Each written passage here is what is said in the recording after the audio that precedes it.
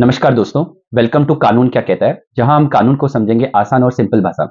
आप सबको पता है कि उन्नाव रेप केस एक बहुत सेंसिटिव इशू है, जहां पे one of the MLA, ex MLA of A BJP is accused of committing an offence against A minor, जहां पे उसको ट्राई किया गया सेशन कोर्ट द्वारा और उस ट्रायल में ही has been convicted for the rape and an offence under the POCSO act.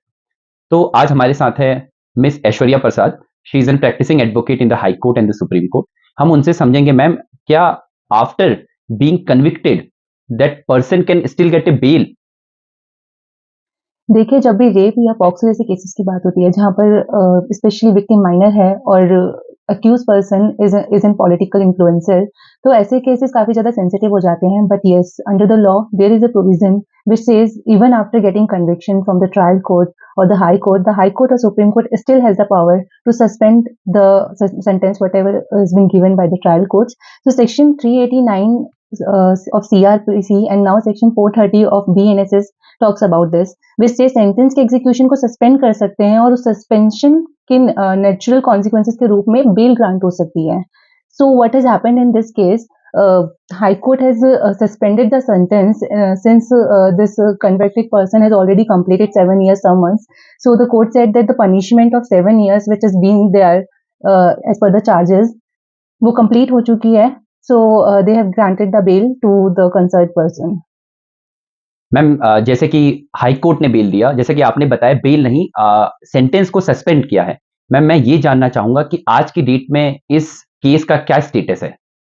Yes, after this order of High Court, the CBI has gone to the Supreme Court by way of an SLP.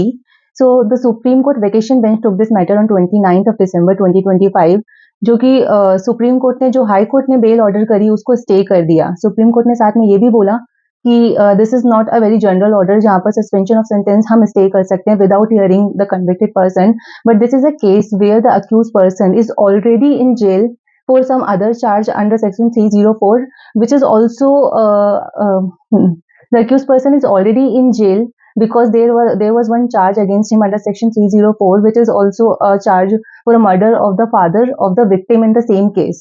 So what the court has said is that since he is already in jail and we need to pursue the facts and circumstances of this case, those are very peculiar. So they have decided that we are staying this order as of now and they will hear this appeal in very detail. So prima facie the Supreme Court has said that कि ये stay हम लगा रहे हैं, but जो दो चीजें supreme court ने स्पेशली कंसिडर करी हैं, वो पहला पब्लिक सर्वेंट की डेफिनेशन सुप्रीम कोर्ट ने प्राइमा फेसी ऑब्जर्व करा है कि एक पियोन पब्लिक सर्वेंट की डेफिनेशन में फॉल हो सकता है, तो एक एमएलए क्यों नहीं हो सकता. दूसरा सेक्शन 4 ऑफ पॉक्सो, जिसमें 2019 में अमेंडमेंट आई थी और जो भी कन्विक्टेड पर्सन था उसकी पनिशमेंट 7 ईयर से 10 ईयर हो गई थी. जो ये ऑफेंस हुआ है, this has been occurred before that amendment. So now court is considering कि ऑफेंस चेंज नहीं हुआ है लेकिन पनिशमेंट चेंज हुई है, तो क्या वो 10 साल की पनिशमेंट भी कन्विक्टेड को मिलनी चाहिए थी? तो this all facts are yet to be considered by the supreme court. Thank you Aishwarya. तो दोस्तों, बात बहुत सिंपल है। रील स्क्रॉल करने से पहले कानून समझे, क्योंकि इंटरप्रिटेशन और ओपिनियन सबका अलग हो सकता है, बट कानून बहुत क्लियर और सिंपल है। Thank you for watching this reel. Share, comment and like.